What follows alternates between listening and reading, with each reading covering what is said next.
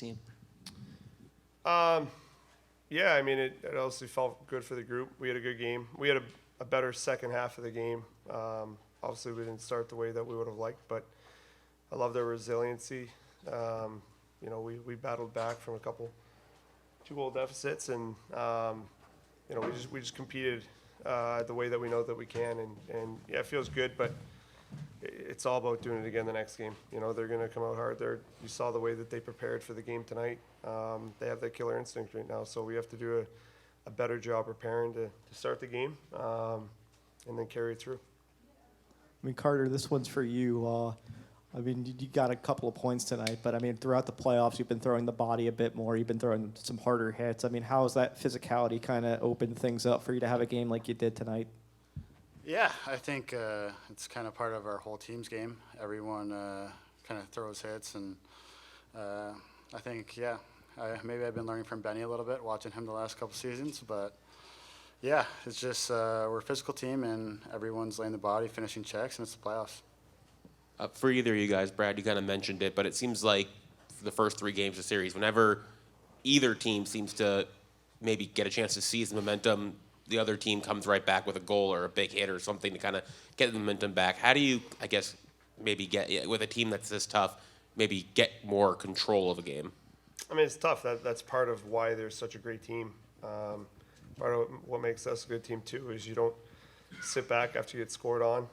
You want to have a big bounce back shift. It's a pivotal point in a game when you can respond after a team scores. And when you have 2 teams that are competing at the highest level and that are deep, that those things happen. So it's just about really making sure that you focus on the details. That's usually where those shifts are won and lost, are the little details. So you got to be really prepared to manage those after a goal. For both of you guys, just how big was Bob in overtime, and especially with the way things have gone for him this series, maybe some puck luck not going his way, for him to have a moment like that to help you guys stay in it, to be able to have the chance to finish this one off? Yeah, we trust Bob. He's been unbelievable. Even, sometimes some puck luck or whatever, but to say, it's on us. We been giving up a lot of stuff, and he's been back there shutting the door. And we trust him, and he's our goalie. He's brick wall back there, and we love him. Brad, on your winning goal, you obviously get a bit of a bounce at the net there, but I'm just wondering on that play what you see, what you're thinking. Yeah, well, you could tell they were tired. They were just kind of sitting back. They're normally very aggressive. And they were collapsed pretty low. So really just trying to look towards finding a lane to get it through. They were trying to front some pucks, and we had a couple really good opportunities, but really just kind of coming in and trying to change the angle and get a better shot. There's some traffic in front, and in overtime there's not a bad shot you can put at the net. So obviously a fortuitous bounce, but that's what happens when you put pucks there. This is for Carter, just because you were here before the trade deadline, the fourth line with no second, those guys. And I know, Brad, you played with them a couple years ago, but how much of a boost did those guys give you guys tonight? It seemed like they were all over the place. Yeah, those guys are awesome, and they've been grinding hard for the last couple weeks. Some of them not playing much, and they work so hard out there, and they turned the tide for our team tonight, and they were heavy on pucks, played in the O-zone, were forechecking, and they're all great players. We're such a deep team that we're fortunate that those guys can come in and make a huge impact in a playoff game. Brad, that you mentioned they were tired on that shift. You guys, I think, had been grinding in the offensive zone for a while on that shift of yours. Could you talk about wearing down the defense by keeping it in there? Yeah, the line before us, it was Swaggy's line, did a great job at getting in, creating some havoc and sustaining pressure. And then Iron Lungs over here stayed out, and while we were in the midst of a change, he won a couple puck battles and kept it alive, which is what allowed us to kind of sustain that momentum. And then a couple really good deep pinches, and like I said, we had a couple good looks, but once you get a line tired, especially that late in the game, they kind of collapse and normally tend to front pucks, and that's what we did, and we were able to make a couple plays. We had a couple good looks before that.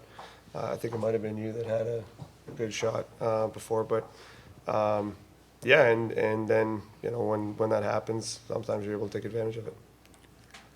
Brad, you've had 4 overtime game winners now. There's only like 5 or 6 guys in NHL history to have more than that. The guy to your right is one of them. What, even for someone, I remember those. he's you were there for a few of them. I didn't bring that up. Even for somebody who's done as much as you have, just what is that moment like when you get that ultimate walk-off moment? It's a blur. Honestly, it all happens very quick, and you're exhausted at that point of the game.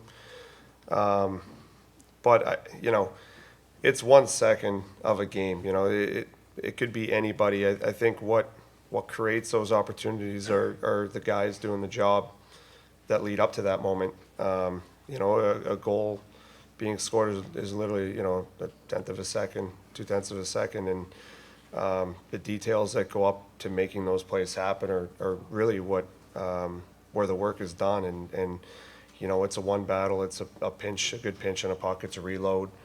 It's a block shot. It's a save, and those are the moments that lead up to those goals. So yeah, there's guys that end up capitalizing on it, but it's the plays that are made, for the 65, 70, 80 minutes before that lead up to those moments. Yeah.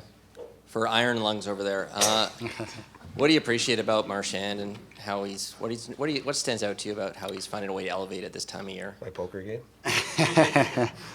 No, he brings so much life to our team, and he's so energetic, and obviously you see what he does on the ice. He's such a great player, and I've just been around for so long, and I mean, yeah, not that long, but yeah, he's a player performer, and he scores big goals at big moments, and he's done it all. Won a Stanley Cup, and I mean, yeah, he brings so much life and energy to our group. Good looking too. Yeah. Brad, it's become a tradition now after every win. If there's a plastic rat on the ice, the players are shooting the rats at you. Yeah. Yeah. How does it feel to become ingrained in this team's culture now? It's awesome. I mean, the group is incredible. And it's a very easy group to feel at home with. One of the biggest things that I noticed when I came in here is the way that the guys work, and when you work that way, you work the way this team does, you have a lot of fun, and you build a lot of unity together because of that, and obviously the team's been through a lot of big moments and tough moments as well, and you bond over that, and coming in, everybody embrace me and welcome me, and I feel like I've built some really, really good friendships already in a very short period of time. But also when you see what the team is doing and what we're trying to do and what we want to do and the way that we do it, you want to completely buy in and be part of it, and you have fun. Everything doesn't always go your way, but you got to enjoy the moments that do, and I think that's what this team does, is when you have a little bit of success, we have a lot of fun with it, and because it's usually earned. So it makes the big moments a lot of fun, but yeah, that's just a small example of how guys enjoy themselves out there. Thank you both. Thanks, everyone. Thank you. Thanks, everyone.